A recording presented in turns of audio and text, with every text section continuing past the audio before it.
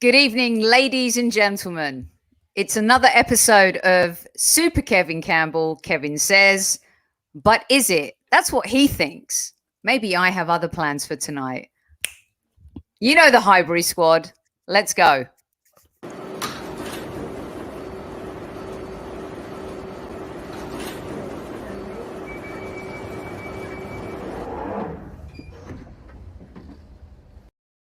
As always, the first thing to do, the decorum here at the squad, is to welcome my podcast brother from another mother, Mr. Super Kevin Campbell.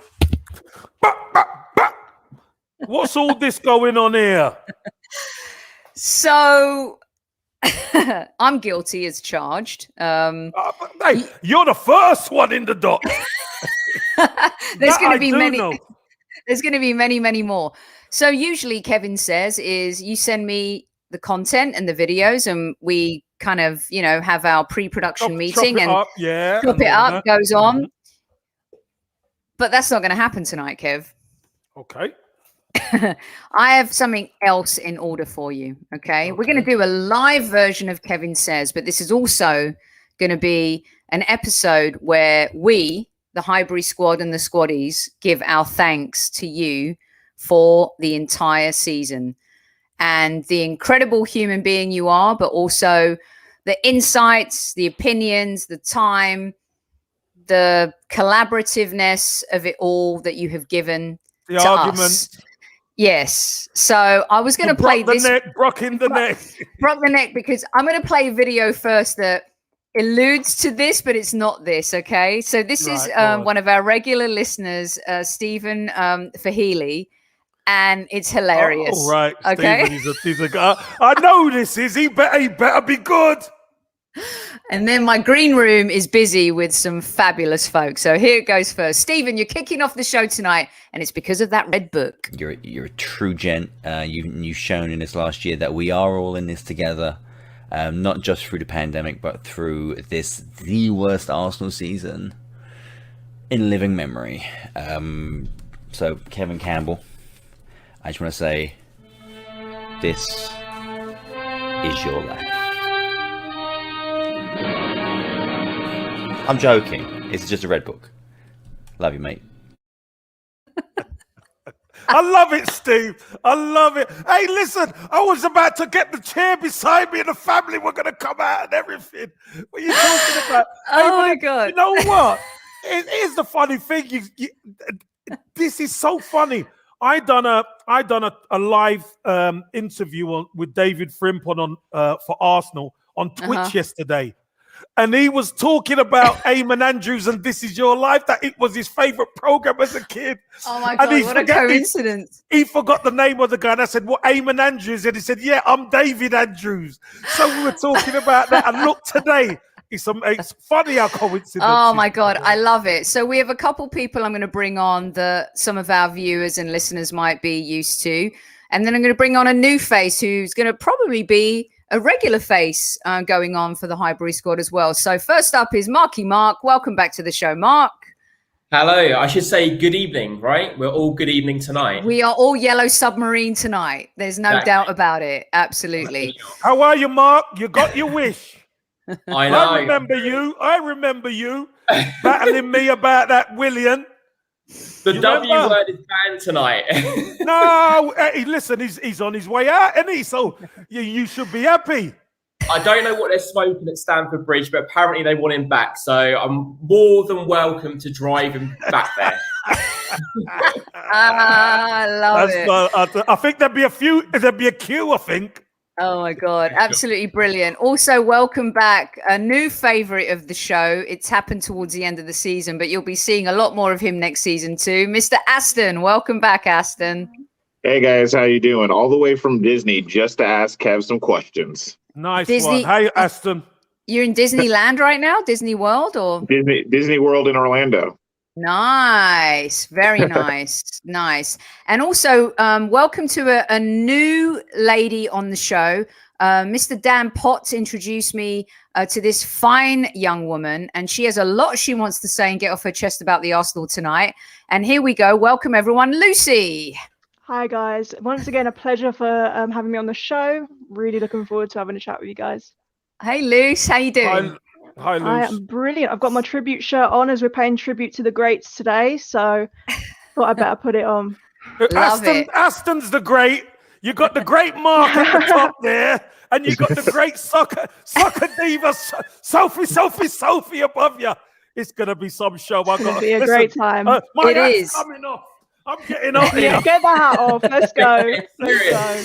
So listen, why don't we start with Lucy? Because Lucy's a first timer here, Kev. This is her first appearance on the Highbury squad. And, she has a huge passion for the club. And I got a note from Dan and he said, look, there's this amazing young lady. She's got a lot of opinions. She needs to get stuff off her chest. And I'm like, if there's ever a show where you can get stuff off your chest and go direct to the legend, it's Super Kevin Campbell. So, Lucy, you have the floor. Go ahead. Well, I'm going to try not to be too negative. No, you can be, Lucy. Just be yourself, love. Just be yourself. Don't worry about it. Obviously, all of the Super League nonsense aside that we've had going on, and just focusing purely on the game, which is what we know and love. Things have got to change. Just in general, the passion for the football. I'm not seeing the players show up for their manager. Fortunately, on the upside, we've got some great little youngsters out on loan, like Joe Willock. He's really come out of his shell. He's scoring every single game, scoring against the Spuds that we love to see. But yeah, more so just seeing players sort of want to play for their shirt and really sort of give it their all. And there's only been a few names, which I'm sure we'll come to talk about, that have really done that this season. So yeah, things have got to change. So Kev? is your question, how do we change it? Is that your question? My question is, obviously you yourself going out on loan and you went off to a Leyton Orient. Why do you think that is so important to let these youngsters go out and sort of play under new territory and sort of get a feel for a different atmosphere to come back and play for Arsenal? And how do you think that improves their game and improves their passion for the club? A really good question. But the most important thing is when you're a youngster, what's happening with Saka and Smith Rowe and Martinelli to an extent isn't how it usually goes. Normally, the youngsters have to build themselves up, go out on loan, learn their trade, as it were, because to get straight from through the ranks so quick and be making an impact in the Arsenal first team at 19 and 20 is really unheard of. To have all that pressure on their backs is exactly crazy. And the way Saka's handled it this season especially.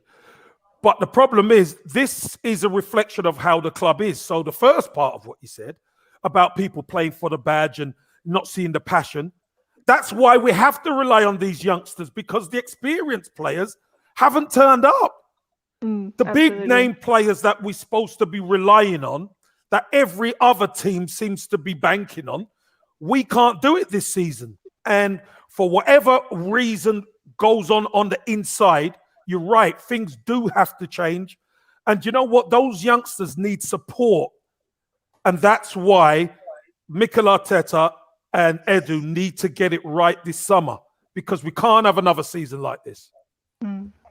Totally agree with that. I think we all do. I'm going to bring someone else into the room right now, a real fan favorite and also one of our favorites and a collaborator. You'll be seeing more of him on the Highbury squad as well next season. And that is Mr. Dan Potts. Welcome into the show, Mr. Dan Potts. Thank you for joining us. And hi, Dan. I know my Dan wanted to come on and just say a few words about Kev as well. Here comes trouble. There we go.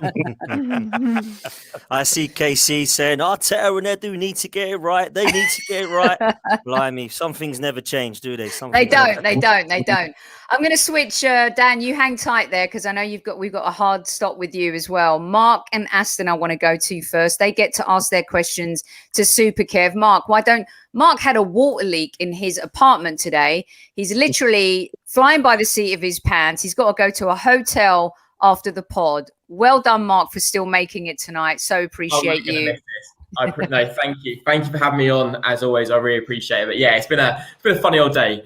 But yeah, my question is, if you're the board right now with the manager, do you get rid of him now and start afresh and look for a new manager and give him a transfer budget? Or do we stick with Arteta, and if it doesn't go right, then it's another wasted season? Because at the end of the day, for a club like Arsenal to be finishing 8th in the league and winning no trophies is just not good enough. So my fear next season, and I really do want Arteta. Personally, I want Arteta to stay and succeed. But my fear is if we trust him again and it all goes wrong at the start of the season, and we get rid of him and someone else comes in, it's another waste of a season, and then we've got that loop again. So my question to you, Kevin, is do we stick or do we twist? Yeah, look, it's a really good question, and I'm sure Dan is got eagle ears on this one. I love this comment, Kev, at the bottom. Yeah, Lucy worried about being negative, then Sophie brings on. Dan. look, for me, Mark, Mikel Arteta, Arsenal had the opportunity to bring the big name manager in when Arsene Wenger left. They never done it. They brought in Unai Emery, who I think was a bit middle of the road. Yeah. And then obviously the dressing room got rid of Unai Emery because his first season was okay. He got to the Europa League final, just missed out on the Champions League and we thought, okay. But the second season, we had the Xhaka incident, we had 5 captains, we had some nonsense, all right? So I honestly think Mikel Arteta was brought in for a reason. He was brought in to smash that dressing room up and get rid of the cancers that were in there. So within 6 months, he done something and won the FA Cup, which was great. We knew that wasn't the be-all and end-all because it was our consistency in the league that we always crave. But it's been 16 years under experienced managers. But the key was to get that dressing room ripped up and get it moving. Now, there was a stat that came out. It's not my stat. It's not my stat.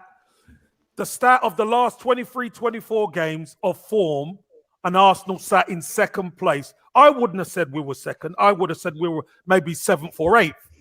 But the fact of the matter is, when people like to go on to stats, that shows that when he ripped up that dressing room, there has been some progress. It's not the progress we want because we want Arsenal to be at the very top, but there has been some progress. So this is the key. He's got to get it right. Him and Edu have to sign the right players. Now, I don't see Arsenal going and getting another experienced manager because an experienced manager coming into Arsenal, do you know what he's going to want? He's going to want a king's ransom. He is. So, and why would he want a king's ransom? Because it's his reputation. You go and get any of the top managers, it's their reputation. They'll look at Arsenal's squad and they'll go, I don't fancy much of them. So they're going to need big money to make changes. I think Arteta, he's going to stay. They're going to ride this thing out. If he does terrible, then I'm sure they're going to pull the trigger and he'll be gone, Mark. What would you do, though? So my question would be, what would you do right now? This is what I would do. Apparently, keep him. Conte's upset at Inter Milan. Let's go get him. Yeah, but Conte needs money. Conte got money That's last summer. Kroenke's had money. No, he when he joined Inter, they gave him the money to go and get the Lukaku's and all these guys. What's his name? Who was at Spurs and all them. They all come in. Ericsson. Sanchez went there, etc. All part of the plan. Arsenal ain't going to do that, unfortunately. Arsenal's budget is nowhere near that. So I'd keep Arteta for now. If he fails, then we have to do a rain check. But you got to hope that he gets it right. That's all you can do because, you know what? Sorry to say this, Mark. Arsenal are not where we want to be. Agree. I want him to succeed, but I don't want. If we're going to back him, we need to back him in the transfer market as well. I know we've only got limited but we need to back him. It can't be half-assed. It goes wrong at the start of the season. We get rid of him at Christmas, and then the loop starts again. Well, look, they've got the people upstairs have got form of that, haven't they? They've got form and not fully backing the manager. So let's see. We'll see. Okay, I'm going to switch to Aston, and then we'll go back to Dan, and then back to Luce. Aston, you have kind of mixed feelings about what we're doing and as a club and stuff. What's your question tonight for Kev Says? We've switched it on him. We're asking him the questions tonight. What's your question for Super Kev? So my question's this. We talk a lot about like the technical ability of players, what players we can bring in that can do this, that, or the third. But one of the things what we often don't talk about is our culture. For a long time now, we have not had players on the field that when your back is up against the wall, you can turn to that guy and he will turn it on and get everybody on the field to get turned on. You guys had it. You had it when you played. We had it back in '98. We had it in the Invincibles. But I would even argue under the last years of Wenger, and since like 2012, we haven't had it. So where does that come from? Who is that player? And how can we rebuild that culture? Well, that is not only the type of player you bring in, that's a mindset. And that culture at the club hasn't been there. You are 100% right. That culture died when we went from a team that was average height, 6'1" and built, to 5'7" and all technical players. In the Premier League, that's why when teams used to come to the Emirates, we used to get bullied. We used to go away from home and the game was over after 35 minutes. Why? Because you see that badge on the left-hand side of your jersey, that's got to mean so much to the players. And it didn't. Because the first thing you have to do when you cross that white line is fight. And Arsenal wanted to play, not fight first. See, that's the difference. The Premier League, in Europe, you play. In England, you fight first and earn the right to play. So I think the key is the recruitment. You see the fight in Kieran Tierney. That's why he's a lot of fans' favourite, because you see him. He's got his Tesco bag with his gear in. Do you know what I mean? He trains in short sleeves. People are telling him to calm down in training because he does things the right way. He trains the way he plays. Okay. I want another one beside Thomas Partey. I want Basuma. I want Basuma in there because without an engine, we can't move. We need an engine. Have you ever looked at DePaul? Because I really think he would sit next to Partey in the most beautiful pairing, but I think he's probably a little outside of our price rank and a captain, already a captain over at Udinese. But what I would say is our players have looked comfortable for so long. Why is that? Why are they always so comfortable? Why is it that they never seem to be bothered? Because they wield the power. They wield so much power, and that's why the dressing room and that culture can get rid of a manager, an experienced manager like Unai Emery. They're the ones who got him the sack. Because let's be honest, in the second half of the Europa League final against Chelsea, they down tools. They down tools. Just like the semi-final, they down tools. It's not right. So give me a team of fighters any day of the week. The talent will take care of itself. But do you know what? I think everybody's fed up of the likes of Burnley coming to the Emirates and turning us over. We sure are.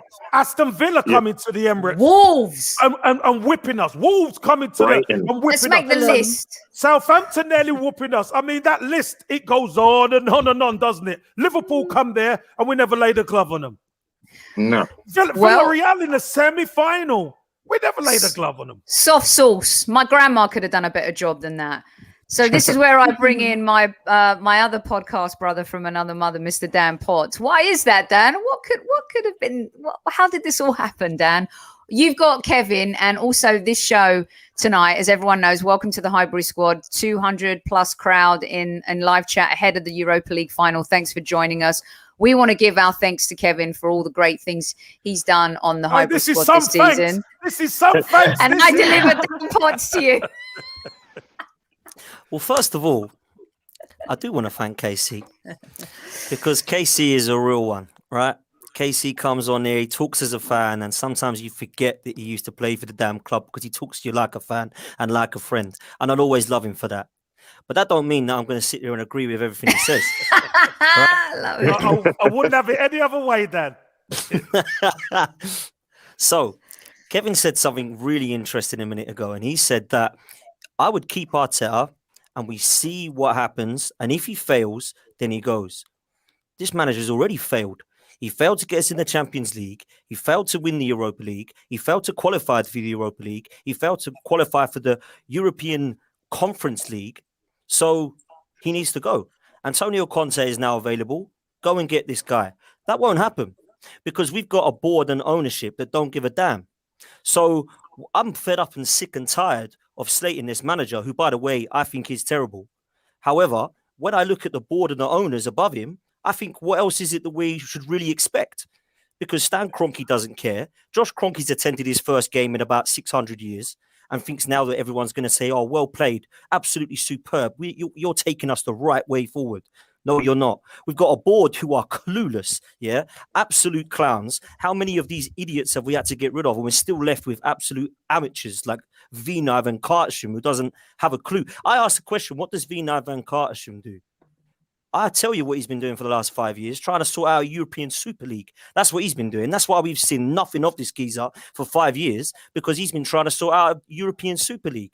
That's why they're giving Edu and Arteta a free reign. Do what you want. You've just named a list of teams that we have not been able to beat, from Burnley, Wolves, Southampton. And then all of a sudden, we're second in the form league, so it's all okay. And if the league started in May, we'd probably be joint top with Liverpool and everything would be rosy. But the league starts in August and it don't start at Christmas or in May. And I look at the situation and I think that says 8th place, no progress. See you later. Let's get someone who can do their real job. So when I see Antonio Conte, who's free, who's, let's be honest, done wonders with the Chelseas and the Juventuses of the world and the Inter Milans of the world, man, he's a proper experienced manager that's been there and has won stuff. I look at our manager and I think, you know what? If you think he's showing us progress, you're deluded as far as I'm concerned. Because I see 8th place last season and an FA Cup, and I see 8th place and out of everything this season. That ain't progress. No chance. So if you think that progress is turning Thomas Partey into Emmanuel Frimpong and Willian into Gervinho, then no, I don't see that as progress. Okay, Dan. So let me ask you a question then. Has there been any progress this season? There has been progress in particular games over the last, let's say, 2 months, I would say. I've started to see us play a little bit better on a pitch. But I would expect the reasons for that is because of the reasons I've been saying all season. Picking the right players. Pepe, all of a sudden he's scoring when he plays. That's funny, isn't it? I've been asking to see him ahead of Willian since November. I've seen all of a sudden players like Martinelli come into the mix and start to score some goals. Unbelievable. Something I've been trying to call out for since November. Isn't it funny how all of a sudden this is starting to happen now and all of a sudden the manager's a genius again? But against Villarreal, I see false nines, Chakas at left backs, no formation in the middle, Thomas Partey on his own. And then everyone's like Arteta out. And then we beat, what was it? Newcastle, Chelsea, but who kicked the ball in the net for us, by the way, West Brom. And then all of a sudden, there we go. He's turned it around again and the manager's a genius. I don't get this, KC. But Dan, here's the thinking. Here's my thinking. Like I say, I'm an Arsenal fan. And I want, whoever's the manager, I want to back the manager. Because I honestly think Arteta was put in for a reason to smash up that dressing room, because you cannot tell me there hasn't been experienced managers before him who never got us into the Champions League either. So we're going on the same train. We're going to go to the same destination. You have to get off that train and you have to change something. So you have to change the dressing room. You're working with one arm behind your back. So here's what I'm going to ask you. Which experienced manager is going to come to Arsenal with no budget? But what if there is a budget? No. Can you answer my question? You're answering a question with a question. I'm asking a question. I'm just waiting to bring you up in. and that's my dilemma. That is my dilemma. How do you get an experienced manager to the football club to put his reputation on the line if you're not gonna back him? And this comes down to the board and the owners again. Yeah. If they're not going to put in the war chest that they're saying they're going to give us, they gave us the war chest back in 2017, and we bought Petr Cech. That was it. That was the whole war chest spent on one player, right? So these are the same people that have been giving us war chests every single season. So you're damn right, Casey. We do need to be pointing the finger at the board and the owners, and I've said that all season. But I still don't believe that Arsenal should be looking to stick with novices. I think we should be moving forward. And the reason that I believe we should be moving forward is because I need to see progress and I need to see experience. I need to see an experienced head, like a Simeone, like a Conte. They would come to Arsenal because they'd be paid the money to come to Arsenal. Would they be given 500 million? I'm not so sure they would. Yeah, but Dan, the problem is, yes, great names, 100%. I didn't want Unai Emery at the time, but I accepted him. The problem is these guys have got big reputations. And if they are not allowed to do the job their way, that's why Conte's left Inter Milan, because they were hamstringing him of what he could do or who he could keep. But That's maybe the the problem. Kroenkes would back a Conte who has won the Scudetto, the Premier League. Sophie. It's been so long since I've heard that. No, but I've got to stop you there, my dear. Here's the reason why. If the Kroenkes were going to do that, they would have done it after Arsene Wenger left. I don't know about them. No. But if they were going to do it, remember, what is it, 3 years ago? 3 years ago, the most successful manager in Arsenal's history left the football club. We hadn't won the league in 14 years. If you're going to make that move, you make it then. So you don't wait 2-3 managers down the line, and then you say, right, we're going to do it now. United hired Moyes. Sorry? United hired Moyes. They've been through 2 or 3. But so, Casey, is there no one better? Is there no one better than Mikel Arteta, as the song says? Is there nobody better than Mikel Arteta? Because the way I see it, Dan, I'm not saying that Mikel Arteta is the best manager in the world. What I'm saying is Mikel Arteta is the current Arsenal manager. Possession is 9/10 of the law. Unfortunately, the only way you're going to get Allegri, Simeone, Conte in is if you're going to back him. That's all I'm saying. If you're not going to back him, they are not going to come.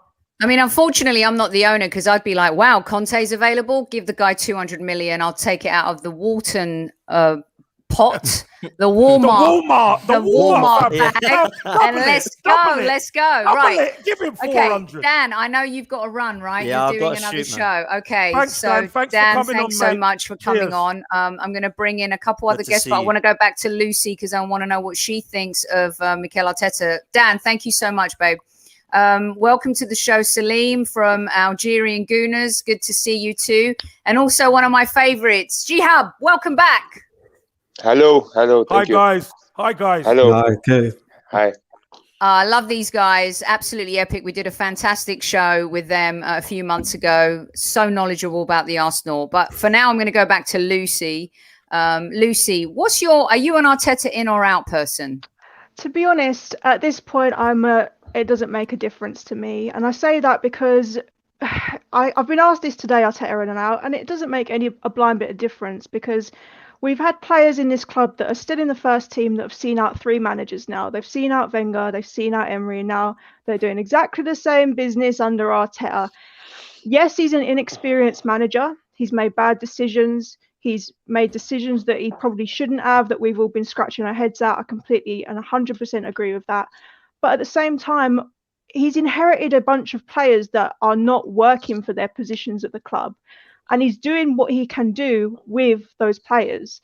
So for argument's sake, say we back him for the next season and they do give him the money to spend, which by reputation's case, they haven't in the past, so why would they now? But if they do, I think at this point we've just got to say, okay, trust the process, give him the time to do his job, let him prove his worth, and then if it doesn't work, we try again next season, we try something different. But keep switching managers. Again, who are you going to get? Who's going to want to come?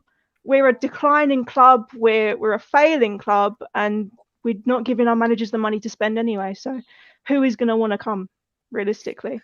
One of the things that Kevin always says, and I'll switch this back to Salim and G-Hub as well, because we always say the badge is still a draw, right? So even though, say, Coca-Cola may come out with cherry Coke and not everyone loves it, it's still Coca-Cola, right? People will buy Coke. And Arsenal Football Club, as bad as we are in the Premier League, we're still a draw globally. We're still royalty when it comes to English football. It's Manchester United, it's Liverpool, and it's Arsenal, and now Manchester City. Don't mistake, though, Manchester City winning more Premier League titles than us as being a bigger club than us, because they're not. That's not an opinion. That's a fact in terms of numbers and everything, right? But have they won more Premier Leagues? Yes. Why? Because they've invested heavily in the team. So I'll go to you first, Salim. What's your thought? What's your thought on that? And then fire your questions off to Super Kev. Sure. Good evening, first of all, everybody. I'll be very short. Yeah, I've been listening a little bit on my way because I just finished work, so I was listening on my way home in the metro. I was just, I have something short to talk about. People saying, trust the process. It's funny because these are the same people who are saying Kroenke out. So if you trust in the process, that means you trust in Kroenke. That's the first thing, right? Yeah. Very interesting. I criticized the protest the other day, and I got a lot of criticism for it because I thought it fell flat. You can be trusting the process and saying Kroenke out. But anyway, also I want to give a small example about Joe Willock. How come Steve Bruce knew how to get the best out of Joe Willock in Newcastle? So that's my question to KC. Your question. Good question. The guy is on fire. 7 goals in 7 games. So how didn't happen with Arteta? Just want to understand. Well, don't forget, Joe Willock did get opportunities to play, although very sparingly, and he never took the chance. When you're playing for Arsenal, remember, Arsenal and a struggling Newcastle are 2 different clubs. Arsenal are struggling, and we're going crazy, and we're in the top half of the table. Because why? Because we need to be challenging for the minimum the Champions League. And that hasn't happened in 5 years. Joe Willock has had opportunities. He's played pretty well in the Europa League when he in the group stage, but in the league he has had games where he hasn't performed. He goes to Newcastle and he gets on fire. Why? Because the pressure isn't like at Arsenal. Remember, he's come up through the ranks at Arsenal. Arsenal, that badge weighs heavy. He knows what the badge weighs. He goes to Newcastle. The pressure's off him. He's on loan. He can go there. They're bringing him in to do what do you do best? You go and do what you do best. At Arsenal, you have all these players, more experienced players around who, quite rightly, Salim, haven't done the business this season. So that means when you get your chance, you have to take it. And we've seen Saka's been incredible all season. When Smith Rowe got his chance, he took it. When Martinelli has got his chances sparingly, he's taken it. So when you get in this Arsenal first team, you have to perform. If you don't, that's when he get the opportunity to go on loan. And listen, he's been sensational on loan. Maybe he comes back, rolls his sleeves up and says, listen, my confidence is high. I'm going to have a goal next season.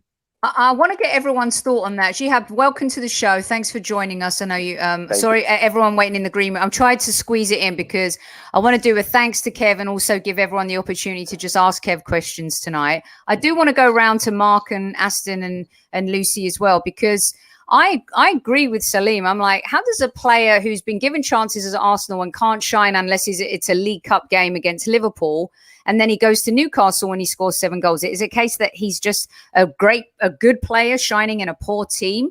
Is it because Steve Bruce has helped him, like Salim says? What's your take on it? And go on. Well, one of the things I want to point out here is that Joe Willock is another player that's played under 3 different managers. Every manager has had the same, like he played under Wenger, he played under Emery, he played under Arteta. Guess who's the one manager that said, you know what? I can't figure, you're not really doing it here. We need to do something. We need to change it up. Why don't I send you out on loan and see if you can't figure yourself out? And lo and behold, he figures himself out. I think that people aren't really giving him the credit for that. And I think that's unfortunate because Emery almost used him more than any other player. And Aston, you're not allowed to say that. Come on, you're not allowed to say that. I want to know what Jacob thinks. You're not allowed to give Arteta credit because he sent him on loan. You're also not allowed to give Arteta criticism, Mr. Campbell. No, hey, listen, you, my dear, I've got about 16 humble pies in my oven going. So you watch it, you. One, Pepe. That's my one humble pie. Hey, Arteta humble pies double. Okay, I want to jump to Jihab real quick. Jihab, so Jihab. Yes. To be honest, first of all, I was happy for Willock. I was happy that he found his form and he showed what he's got. Because we've always heard that he has the potential. We've heard Ljungberg talking about him and how Arsenal can use him as a player to benefit from him. I was happy for that. I think it's how Steve Bruce used Willock. If you look at the goals he's got them in very crucial times and off the bench most of the time. So it's about how he used him more than how Arteta used to use him. If we watch at Willock how he used to play for Arteta, it was a bit a different role. We used to give him a role to create chances, which is not something that he can do. As I saw him with Newcastle, he's like a number 8 player, a player who would like to go into the box and try to sniff out some goals. So I believe this loan helped us both, Willock and Arteta, because now we know how to use Willock. If we want to keep Willock at the team, now we know how to use him. And I would love to give Steve Bruce the credit for that, because also it's good thing for us that now if we want to sell Willock, we can sell him in a good price. Now his value is higher now.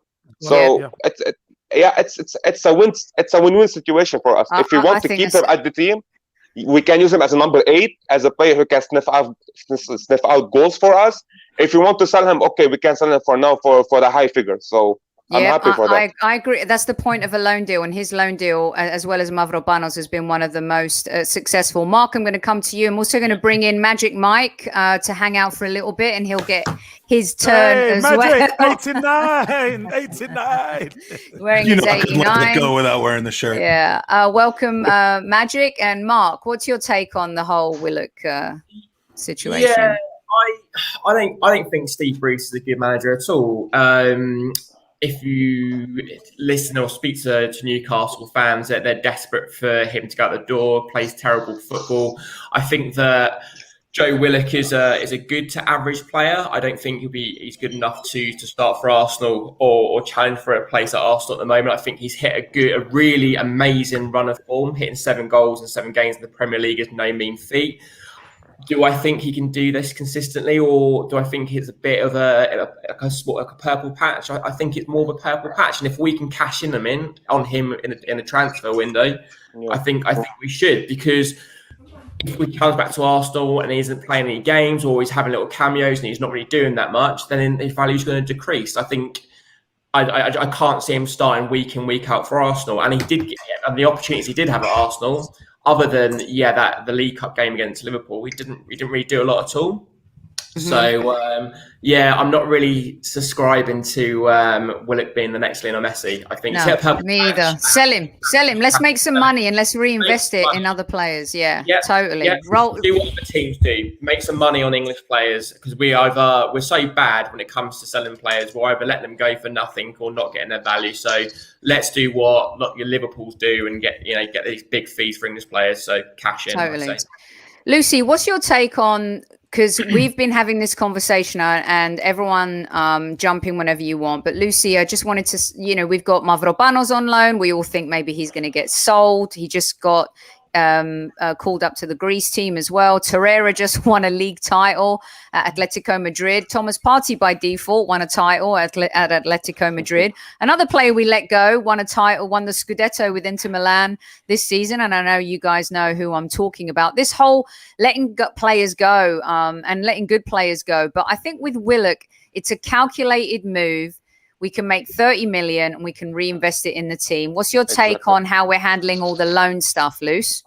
I mean, speaking from both perspectives, I completely see what you're saying about getting him. He's got a value now. Like, he's been scoring goals, he's doing his job, and you could get the money for him now. However, speaking, as I said, from reputation, will we spend that money on anyone with value who can create a cause?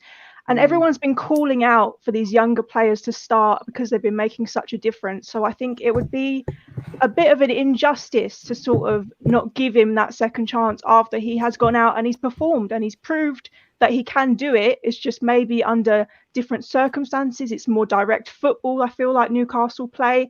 But he's certainly proved his worth, and I feel like it might be a bit of a waste to sell on another player who has done that. So are we all saying that maybe Willock deserves a chance, but maybe Maitland-Niles and his West Brom loan, sell him. We obviously going to sell Torreira, Guendouzi. Does Mavropanos go? Is Willock the only one, guys? Just a quick yes or no from everyone who deserves a second dance, in your opinion? Go on, Kev. Sophie, can I just put a caveat in there? Yeah, always. Now that Willock has tasted the promised land, playing regular football, who's to say he comes back and says, listen, I want out. I don't want to sit around for 6 months waiting for my chance again, because I know I could go elsewhere and play. He's earned that right, to be fair. He has earned exactly. The right he has. And you know what? Now that he's played, he's a legend up in Newcastle now. So he's played, he's scored. I'm sure Steve Bruce and Newcastle would want to keep him, and he will play most weeks. But Kev, we can't do a loan deal, guys. We have to sell. No, sell. No, how about this? We got a guy who has what I consider to be as inflated of a value as he's likely to have, and I don't mean inflated as in unearned. I mean, right now it's at the height. He's on a short list of players who have scored in 7 or more Premier League games in a row. He's unplayable right now. Do I think that he'll go from being a 40 million player to an 80 million player in 2 years? I don't think he's got that much upside. So we either sell him we put a price on him. This is what every other club does. Put a price on him that matches his cachet right now as one of the hottest young English footballers, goal-scoring midfielders in the league. Put a price tag on him that if it's not met, then we can give him another chance. I mean, this isn't a decision between do we sell him for 20 or give him another chance, because I wouldn't sell him for 20. If you sell him for 40, look what happened then with you've got to be able Maitland-Niles, to. Mike. We could have sold him for 20 to Wolves, and now he's worth what? He had a terrible loan. It was a terrible loan. But he played, so it'd still be worth. But he 20. didn't play. He didn't play well, and they got relegated. And Joe Willock went when they were in relegation and helped them survive relegation. He would still be worth 20. I think he should still be worth 20. I still think he's worth 20, but that's be worth 20. But that is a situation where you can look back in hindsight and say keeping him and not seeing the best out of him, and you can blame Arteta for that, certainly for his decision making on playing him, but that didn't work out to not sell him. I thought his height was much better than 20 million. I thought he was much more valuable.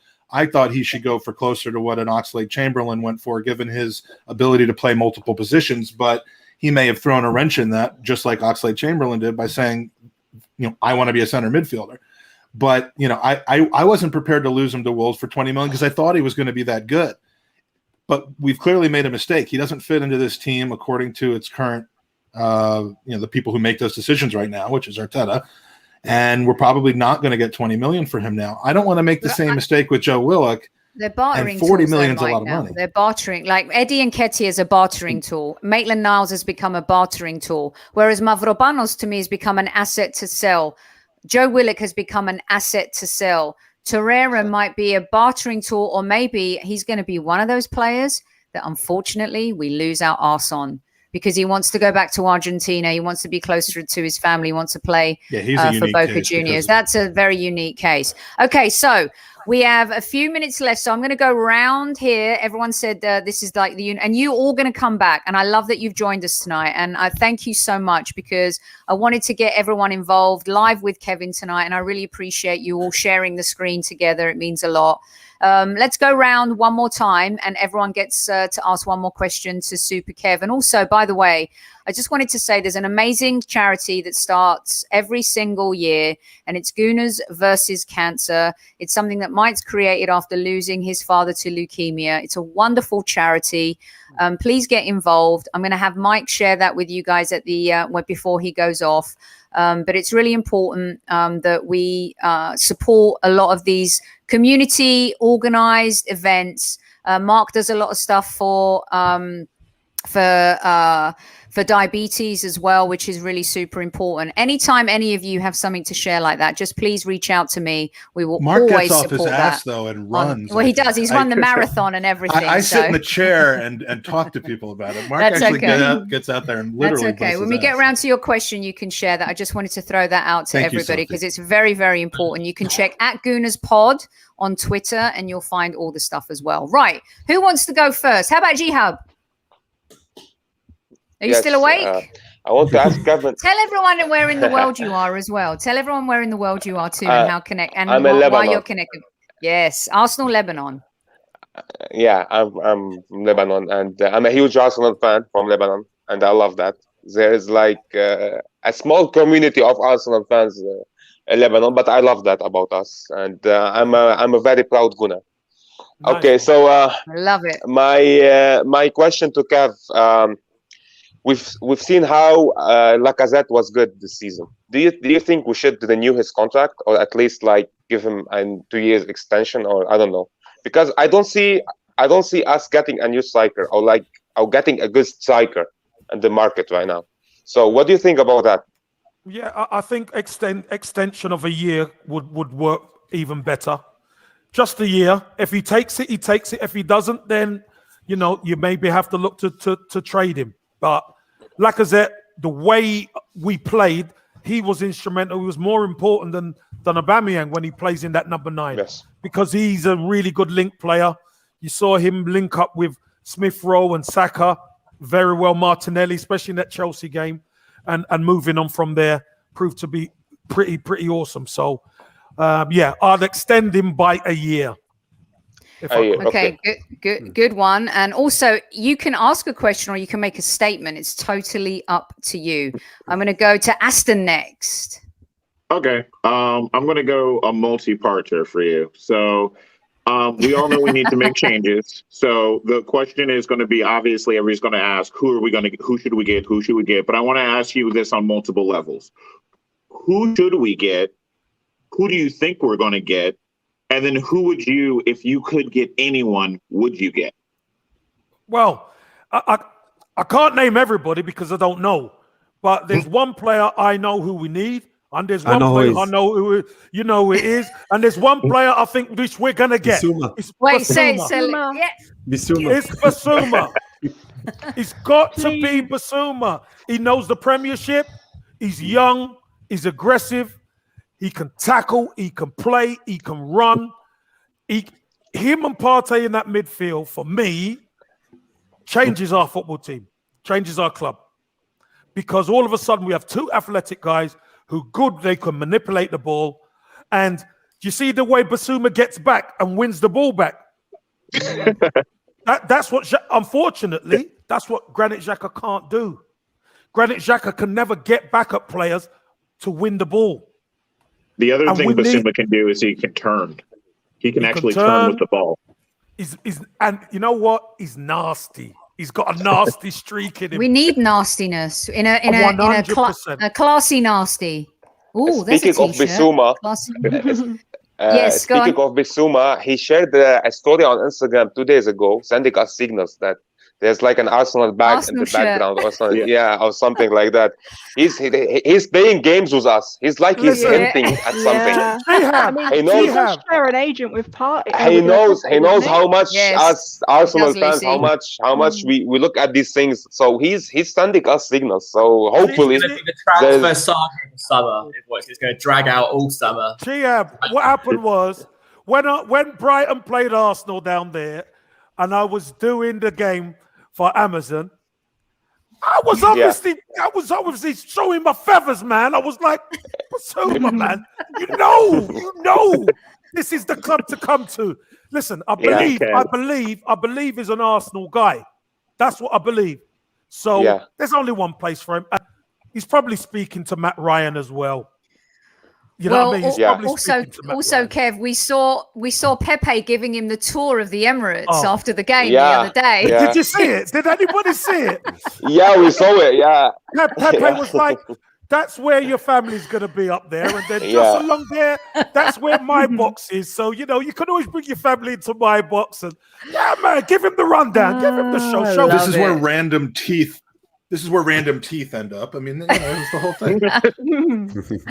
Well, listen, if Arteta doesn't want Basuma, I'm sorry. Even if you're Arteta in, that would be criminal. If Basuma wants to join Arsenal and Fabrizio Romano is saying that Arteta doesn't want him, I don't know what to say. I mean, that's shocking. That's nonsense. Is that true? That's nonsense. That's nonsense. Well, you know, the Ornacore and him, apparently they have the take on. Yeah, they've got the inside AFC scoop, Bell's don't they? made a return as well. So, Lucy, let's go to you next. What's your closing statement or last question for Kevin?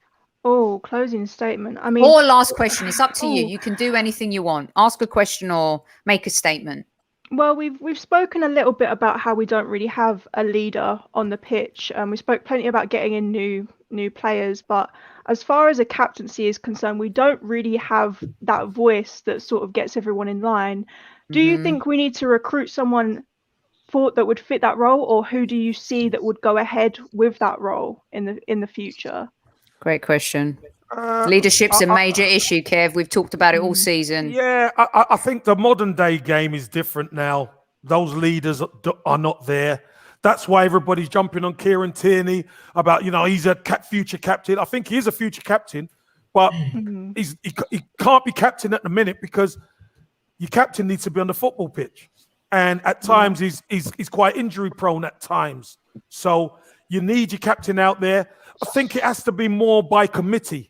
You need to have the right culture because you often hear teams that are winning have 4 or 5 guys on the pitch who are verbal.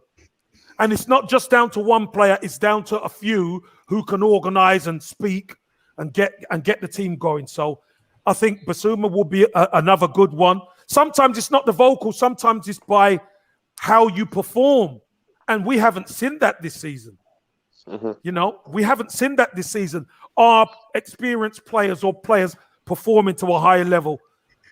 If 5 or 6 or 7 of our players perform to a higher level, we're going to be all right. Kev, also the other thing too is the leaders. David Luiz is going. Xhaka might be going. You know, those leaders that we have. Lacazette is thankfully staying for another year, but a couple of the major leaders, you know, one is definitely out and the other one could be out after the Euros as well. Right. Who are we going to? Mark? Yes, I would like to make a quick statement and then ask a question. I'll be very quick. So my first statement is I don't know about you guys, but I'm so looking forward to getting back to the stadium and supporting the team. And I just want to say, I think tonight reiterates how good the Gooner family is in terms of getting people from the States, Lebanon, Algeria, and just having an amazing fan base. So hopefully we can represent you guys when we're going back to the stadium come August. I can't wait to be there. Well said, Mark. Cheer on your behalf as well. So it's always good to see. Bit off topic. I've got a large collection of Arsenal shirts, and I just wanted to ask you, Kevin, what was the best, well, your favourite shirt you've ever played in? I can answer this for him. Go on then. Go on. Banana. Yep, that was my favourite. Well, every home shirt, obviously is a no-brainer. But my favourite kit, because it was so different, was the Bruised Banana.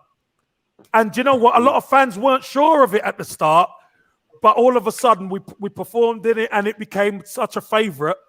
Everywhere Arsenal Gooners went, it was a favourite kit. So that was probably my favourite. The Bruised Banana, amazing, very good. And who's left to ask? Salim, did you ask your last question? You're up next, and then we got Magic Mike, and then I've got a surprise for Kevin, and he's got to leave. Kev, what time do you have to go? Well, you know the time, so I'm not going to tell you. There's no more Sophie time. I've got tonight. 10 minutes. Okay. All right. No, you got 5. 5 minutes. Oh my God. Okay. Well, 5. Okay. It's related to the finances, Kev. I've seen the report today that it's official that the loan has been paid to the Bank of England by taking another loan from Barclays Bank. Isn't it that worrying a little bit? But because we are officially a club in debt. And do you think still the owners will go and spend this summer? Yeah, I think they will go and spend. I think how business people service loans and mortgages or whatever is how they do it. Sometimes they never use their own money. They have the money, and there has to be collateral in order to rejig the finances. So they're going to do whatever they need to do. The fact of the matter is, there's going to have to be a budget for Arteta. I don't know how much it's going to be, Salim, but there has to be a budget, and they know the fan base are hot for their heads.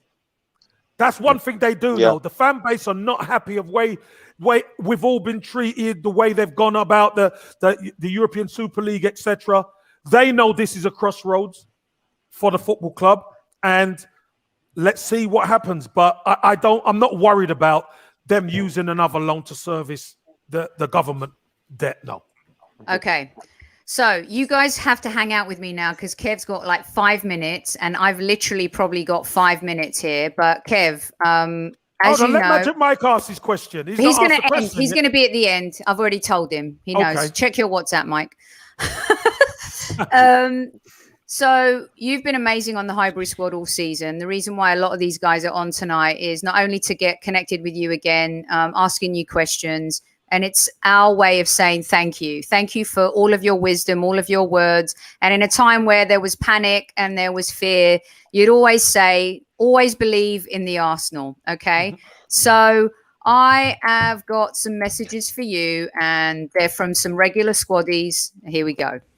Hey Kev, it's Sophie here from Gooner Gossip TV. I just wanted to send you a message just to say how much I love you on the Highbury squad. I think what you always say, it's always insightful, it's always great. I learn a lot from you. I think as an ex-footballer, it's just nice to hear it from your point of view as well. You always listen to what Amanda and Sophie have to say. You always respect their opinion, which I love. And you seem like such a top guy. You seem very nice. So it's great to see you on the Highbury squad. But yeah, keep up the good work, Kev. Hey Kev, just wanted to say hello and say thanks for all the stuff you do at the Highbury squad. One of my favourite Arsenal podcasts. You need a medal for putting up with those two for all those shows. 46 goals in 146 games for Arsenal. You were one of a group of young blokes from London that turned a mediocre Arsenal into the foundations of the Arsenal of today. I was there for a lot of it. You were fantastic, and thank you very much. Morning, Super Kev. This is Richard from Kuşadası, Turkey, originally from Palmer's Green. I just want to thank you for all the great memories you gave us wearing that Arsenal shirt, the pride you took in wearing it. And secondly, more important, what you give us fans every night on the Highbury squad, that pride, that passion that you show for our club, for our shirt, for our badge. Can't thank you enough. That's what it's all about.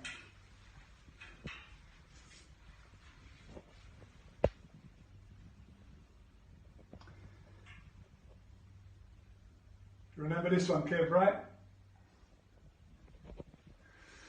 Always Arsenal. Hiya, Super Kev. Just wanted to thank you for your invaluable contribution at the Highbury squad and for getting us squaddies through a tough and difficult season. We've had a lot of good discussions and also a lot of laughs and fun along the way, so thank you for that. Also want to ask you a question.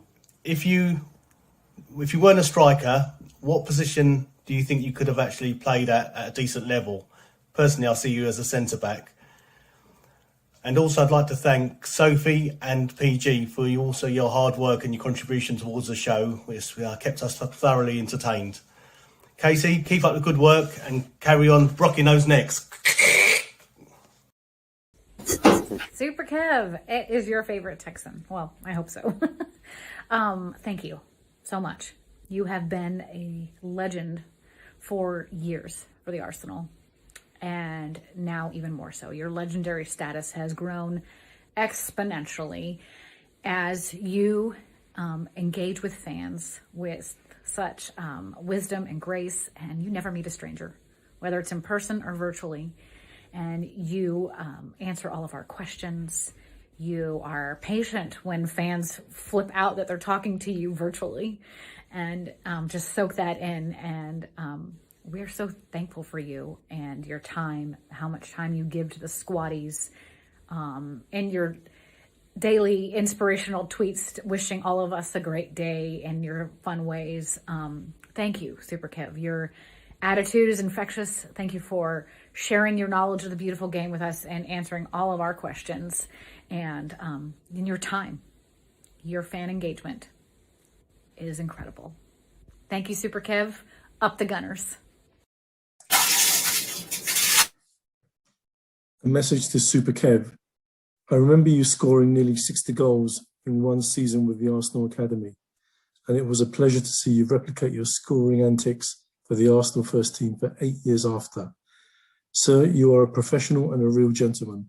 I value your Arsenal opinions higher than any other commentator. Keep up the good work. From your squaddy friend, Universal Greek. A message for Kevin Campbell. Oh! You the man. You lived my dream. If I had made it as a footballer, which unfortunately I didn't, I would have been in that same school as you was, the school of Arsenal. You are a magnificent person. You are a legend. And you are a true Arsenal man. Good luck in all you do. Top bloke. Hi Super Kev, it's FIFA Boy Darren Boy here. Just want to say a massive thank you for your dedication and hard work with the Highbury squad. Always love your words of wisdom and the debates with PG and Sophie. That's always interesting. But just want to say a massive thank you, and hopefully next season we can talk about something positive about our club. But then without that we won't have the debates. Anyway, thanks again Kev. Have a good one. How you doing? My name's Jermaine. I just wanted to know what is the bare minimum of signings Arsenal are going to do. Thank you. I have one more left that's kind of tricky, but I have to play it. So here we go, Kev. Are you ready? Yep. Here at the Highbury squad, we have found a witness to a crime. The whistleblower wishes to remain anonymous, so we have disguised them in the video and used a fake name. Dempsey, what can you tell us about the incident? Sophie, I was there when football pundit and ex-Arsenal striker Kevin Campbell predicted 24 points from the last 8 games of the season. A clear abuse of over-optimism. We all knew at best that Arsenal could get was 21 points. I mean, he says, as an ex-player, he knows the game. Really? KC, thanks for your participation in the Highbury squad. Your input is truly valued. I couldn't even hear it. Well, he was having a dig at you. He was having a dig at you at the end because of the points tally. Oh, hey, listen, that went west after 2 games. That's that Demsek. That's Demsek, one of our regulars. That went west. Listen, Demsek, that went west after about 2 games. That did. Jeez. Oh my God. Anyway, from the bottom of our heart, thank you, Kev, for the season. Yes. I know everyone in this room feels the same way as well. Round of applause for Super Kev. Thanks, guys. Thank you, everyone. And all the squaddies and everybody who listens. Thank you. Thanks so much. The show will return tomorrow night with a new series, Making the Case. And we have James Johnson on, who's going to make the case for Pepe and how Pepe needs to be the superstar of the team next season. In the meantime, Super Kevin Campbell, I hope you've enjoyed all the tributes. Mark, wait, did I play Mark's? I did. Mark, Sophie, Gosta, Richard, Stephen, Darren, Demsek, Jessica, Stephen, Mr. Chambers, Danny. And then the last word's going to go to Magic Mike tonight as well. Thanks for joining us, Magic Mike. You get the exit tonight. Let everyone know about the charity, where they can find it, and anything you want to say to Super Kev. Well, Super Kev, I know you're late, so I'll just I'll take it real quick. I was going to ask you what hotel you want me to book our suite in for Gooner, but we can talk offline about that. It's been said that the support that you give. I know that the support that you've given to your mates on the Highbury squad have been amazing. But to me, in the 3 years we've known each other, just seeing how generous you've been with my charitable efforts, with our charity, with just talking to me, about things that had nothing to do with football, and to me, the greatest thing now is being able to kind of utilize our friendship to bring joy to others. The face from Aston when he had a chance to talk to you, the face from Gavin from last weekend's open mic pod, and the message to his mother Barbara. I mean, those are things that are really, really cool for me. So hopefully there'll be years and years and years of that to come. But it's been a pleasure knowing you and watching you bring joy to others, including myself. So. Brilliant stuff. Top man. Excellent stuff. All right. And listen, you're going to see a lot more. And thank you for of my these name. guys. I mean, if it wasn't for you, I'd just be Mike. You wouldn't be Magic Mike, no. Thanks to all of these guys who've joined tonight. I love each and every one of you, as you know. And Lucy, you made a phenomenal debut. You will be coming back on the Highbury squad. Thank you, can guys. absolutely assure you. brilliant. My boys, Jihab, Salim, thank you so much. I know it's so late Guys, where thank you are. guys. Mark, despite your water leak, you're here. Aston, a new star of the show. We adore you. You'll be back too. Magic Mike, you know how we feel about you. Super Kevin Campbell. I'll be back tomorrow. You will. I'll be back tomorrow. Until then. Listen, everyone, thanks. Thank you so much for coming on. Thanks for all the questions. Mark, thank you for disagreeing with me about William, and we had a bit of a Barney. That's good. Thank you very much. Everybody, Salim, Chihab, Aston, Lucy, nice to meet you, and I look forward to engaging with you. I don't think I'm going to have to brock your neck, but if you mess with me, I'm going to have to get serious.